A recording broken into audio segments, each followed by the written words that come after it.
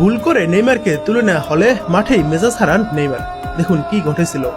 আর Santos বনাম করিটিভা ম্যাচে ঘটে গেল এক অবাক কাণ্ড।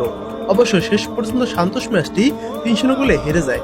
সান্তোসের হয়ে নেইমার কোনো গোল অ্যাসিস্ট না পেলেও মোটামুটি ভালোই খেলতেছিল। এমন সময় দ্বিতীয়ার্ধে ভুলভাবে সাবস্টিটিউট করা হয় নেইমারকে। অর্থাৎ সান্তোসের আজকের ম্যাচে ঘটে গেল এক অবাক কাণ্ড। চতুর্থ রেফারি বোর্ডে ভুল নাম্বার লেখেন, যেখানে অন্য খেলোয়াড়কে নামাতে চেয়েছিল সান্তোস কোচ, যেখানে রেফারি নেইমারের নাম তুলে দেন। ফলে মাঠে মেজাজ হারান নেইমার। দ্বিতীয়বার মাঠে নামতে চাইলে তাকে হলুদ কার্ড দেখানো হয়। ম্যাচের ৬৪তম মিনিটে নেইমার পানি খেতে গিয়েছিল, পায়ে স্প্রেও নিচ্ছিল। এর মধ্যে সাইডলাইনে বদলি হিসেবে মাঠে নামার জন্য প্রস্তুত ছিলেন রবিনহো। চতুর্থ রেফারি ভুল বুঝে ভেবেছিলেন নেইমারই উঠছে, তাই তার নম্বর দেখিয়ে ভোট তুলে ফেলেন। রবিনহো মাঠে ঢুকে পড়ে, আর নেইমার তখন মাঠের বাইরে। পরে নেইমার আবার ফিরতে চাইলে তাকে আর মাঠে ঢুকতে দেয়া হয়নি। যা ঘটল ম্যাচে তা সত্যিই অবিশ্বাস্য। রেফারির এমন ভুল কিভাবে করে থাকে? নেইমারের কোনো প্রকার ইনজুরির ইস্যু নেই।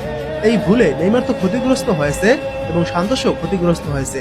শেষ পর্যন্ত ৩-০ গোলে হেরে গিয়েছিল সান্তোস। ভুলভাবে নেইমারকে বদলি করা হলো। নেইমারের রিঅ্যাকশনটা একবার দেখুন।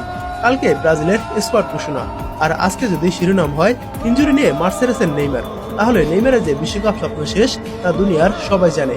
ভাগ্যের কি নির্মম পরিহাস। রেফারির এমন ভুলে এমনটাই হতে যাচ্ছিল। সারা জীবন ইনজুরির সাথে লড়াই করে শেষ স্বপ্নটা হয়তো রেফারির ভুলে ভেঙে যেতে পারে। ভাগ্য সবসময় কেন নেইমারের বিরুদ্ধে?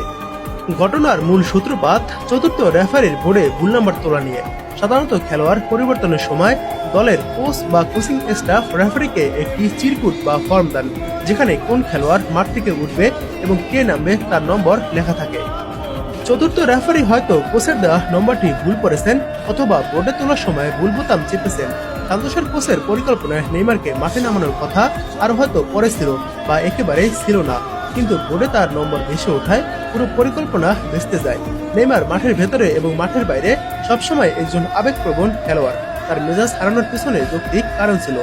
কোচিং স্টাফের পূর্ব পরিকল্পনা ছাড়া হঠাৎ মাঠ থেকে উঠে যাওয়া একজন খেলোয়াড়ের জন্য কঠিন, কারণ মানসিকভাবে প্রস্তুত হওয়া এবং কোচের কাছ থেকে শেষ মুহূর্তের নির্দেশনা, যেমন কার পজিশন নিতে হবে বা কার বিপক্ষে খেলতে হবে, এসব নেওয়ার সুযোগ পাননি।